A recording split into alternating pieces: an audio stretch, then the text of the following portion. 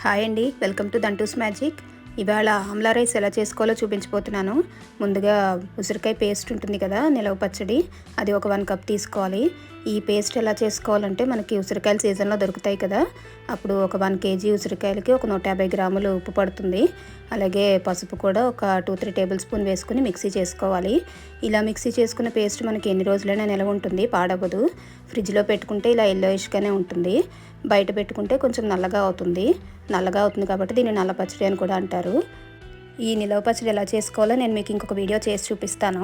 ఇప్పుడైతే ఈ నిలవ పచ్చడి మనం 1 కప్పు తీసుకోవాలి.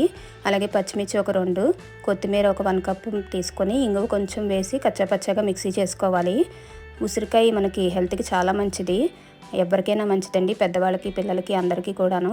నోటిపూతలు ఉంటాయి కదా, వాటికి చాలా మంచిది, తగ్గిస్తుంది బాగాను. అలాగే కోల్డ్కి కాఫ్కి అన్నిటికీ మంచిది. ఏ సీజన్లో తిన్నా కూడా ఇది బాగా పనిచేస్తుంది, అందుకే దీన్ని సర్వరోగ నివారణ అని కూడా అంటారు.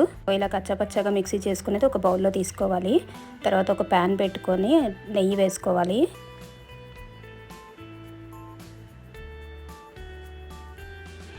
దీంట్లో మనం ఒక 4-5 టేబుల్ స్పూన్ నెయ్యి వేసుకోవాలి.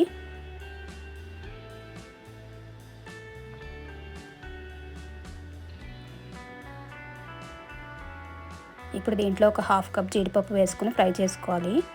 ఇలా ఫ్రై చేసుకుని పక్కన పెట్టుకోవాలి. ఇవి గోల్డెన్ బ్రౌన్ వచ్చే వరకు ఫ్రై చేసుకుని పక్కన పెట్టుకోవాలి. ఇప్పుడు ఇదే నెయ్యిలో మనం పోపు వేసుకోవాలి. మినపప్పు, శనగపప్పు, ఆవాలు, జీలకర్ర పోపు ఉంటుంది కదా, పోపు వేసుకోవాలి. అలాగే ఎండుమిర్చి ఒకటి. ఇది మనం పిల్లలకి రైస్ ఐటెం బాక్స్లోకి, లంచ్ బాక్స్లో చేసి ఇచ్చేయచ్చు. కరివేపాకు, పచ్చిమిర్చి కూడా వేసుకున్న తర్వాత దీంట్లో వైట్ రైస్ ఉంటుంది కదా, అది ఒక 1 బౌల్ వేసుకోవాలి.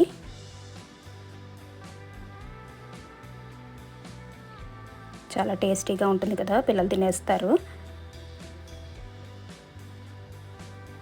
సో ఇలా రైస్ వేసుకున్న తర్వాత ముందుగా మనం మిక్సీ చేసుకున్న పేస్ట్ ఉంది కదా, ఈ పేస్ట్ దీంట్లో వేసుకోవాలి. కొంచెం కొంచెంగా మొత్తం పేస్ట్ వేసుకొని మొత్తం కలిసేలాగా కలుపుకోవాలి. దీంట్లో కొంచెం పసుపు, ఉప్పు వేసుకోవాలి.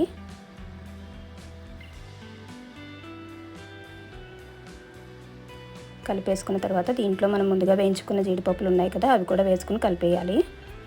అంతేనండి, ఎంతో టేస్టీగా ఉండే ఆమ్లా రైస్ రెడీ అయిపోయింది. ఇప్పుడు దీన్ని ఒక బౌల్లోకి తీసేసుకోవాలి. ఇంతేనండి, ఎంతో టేస్టీగా ఉండే ఆమ్లా రైస్ రెడీ అయిపోయింది. వీడియో నచ్చితే లైక్ చేయండి, నా ఛానల్ సబ్స్క్రైబ్ చేయడం మర్చిపోకండి.